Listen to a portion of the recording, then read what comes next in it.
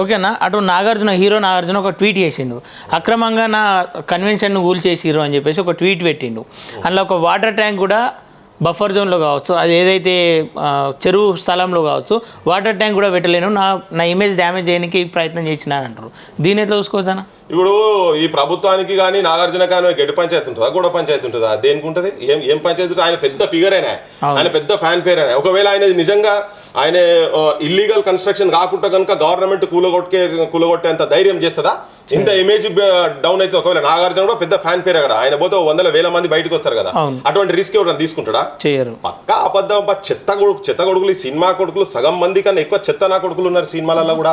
అంత ఇటువంటి ఇల్లీగల్ దందాలు, ఇల్లీగల్ పనులు చేసి డ్రగ్స్ ఇటువంటి అన్ని చేసి డ్రగ్స్ నాగార్జున అసలు ఇంట్రడ్యూస్ చేసింది. సో ఒకవేళ అట్లా నిజంగానే ఉన్నాయి, ఎందుకు గురగొడతారు వీళ్ళు? ఆయదే ఎందుకు గురగొట్టాలి? దీని మీద చాలా చర్చ జరుగుతున్నది. గత ప్రభుత్వాలు బుల్డోజర్ పంపించి ఇల్లీగల్ అనగానే ఇన్ని పైసలు తీసుకొని దగ్గర పెట్టుకున్నాడు, ఇట్లా అమ్ముడు పోయారు. నీకు తెలుసా, దాదాపు ఏ ఫంక్షన్ అలా చేయాలన్నా కానీ ₹1,00,00,000 తక్కువ కాదబ్బా. సంవత్సరానికి 365 రోజులల్లా నువ్వు ఏ కర్మగాలి ఏది చేసినా కానీ 200 కోట్లు అయితే వస్తాయి. పోనీ ఒక 100 కోట్లు అనుకుందాం. గత 10 ఏళ్లలో నువ్వు అంటే ఒక 1,000-1,500 కోట్ల రూపాయలు ఆయన దీని మీద ఇల్లీగల్ కన్స్ట్రక్షన్ దాని మీద సంపాదించిండు.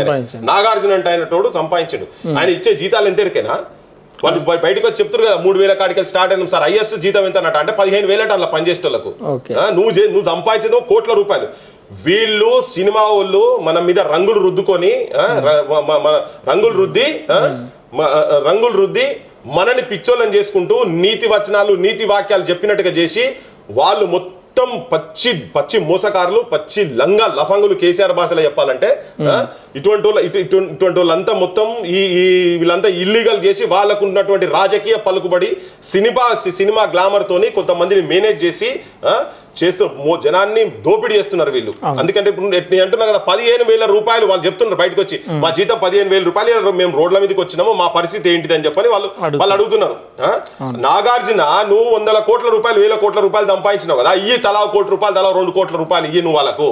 ఎందుకంటే నువ్వు ఇల్లీగల్ దందా వాళ్ళకి తెలియదు కదా, పేదోళ్ళు వాళ్ళకేమెరక, వాళ్ళకి తెలియదు. జనాన్ని ఇట్లా అంటే జనాన్ని బయట చూపించేది ఒకటి, ఆతికే దిగానేకి దాంతో అలాగా చబానేకి అలాగ లెక్క. ఈ సినిమాల్లో మొత్తం బయట కనిపించే రంగులు వేరే ఉంటాయి, వాళ్ళు ఉన్నటువంటి లోతులు వెనకాల ఉన్నటువంటి అన్ని మొత్తం లోతుంటాయి. వీళ్ళు జనం చచ్చిపోతుంటే చేస్తుంటే, తెలంగాణ ఉద్యమంలో కూడా ఎవరు చచ్చిపోయేటప్పుడు ఏ సినిమా ఎవరు బయటకు వచ్చి కూడా కనీసం మాట్లాడే వీళ్ళంతా. కానీ తెలంగాణ ఆస్తుల మీద మాత్రం పెత్తనం చేసి కొన్ని 100,000 ఎకరాల మీద కబ్జాలు చేసి కూర్చొని ఉన్నారు. వీళ్ళని ఇయ్యాల వరకు వాళ్ళు ఆడిందే ఆట పాడిందే పాట లెక్క నడిచింది. కానీ ఇలా కరెక్ట్ దొరికిండు, వచ్చి తొక్కితే పోతుందా? ఆయన ఎందుకు రాలే ఆడికి? నాగార్జున కుటుంబ సభ్యులు ఒక్కడు కూడా ఎందుకు వచ్చాడని నిలబడలేకపోయింది.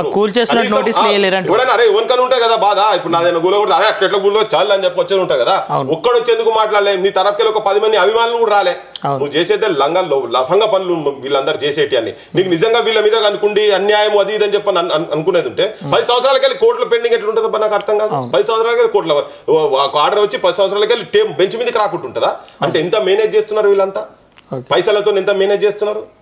సో అంతేందంటే వీళ్ళు చేసేటి అన్ని లంగ పనులు, ఇటువంటి వాటితో చేసేటి. ఇప్పుడు అక్కడ నీళ్లు సాఫ్గా పోకుండా నిర్మాణం చేసినందుకు ఆ కాలువకి వెళ్ళి పోతే ఎవరో ఆ కిందికి వచ్చిన ఎవరో చచ్చిపోతారు. అసలు ఈ చచ్చిపోయిన వాళ్ళు కూడా ఈ ఎవరెవరైతే ఇల్లీగల్ గా కబ్జాలు చేసి కట్టినట్టు ఉండగా నాలాల మీద వాటర్ ఫ్రీ ఫ్లోగా పోకుండా ఉన్నట్టు కదా, వాళ్ళందరూ ఆ ఏరియాలో ఎవరెవరైతే చచ్చిపోయినరో, ఎవరైతే నష్టపోయినరో, ఆ నష్టపరిహారం మొత్తం ఇటువంటి వాళ్ళ దగ్గర వసూలు చేసి జనానికి ఇవ్వాల్సిన అవసరం ఉన్నది. అసలు కరెక్ట్ చెప్పాలంటే ప్రభుత్వం అటువంటిది ఏమైనా తీసుకొచ్చి కూడా పెట్టాలి, ఆలోచన చేయాలి ఇటువంటి వాటి మీద.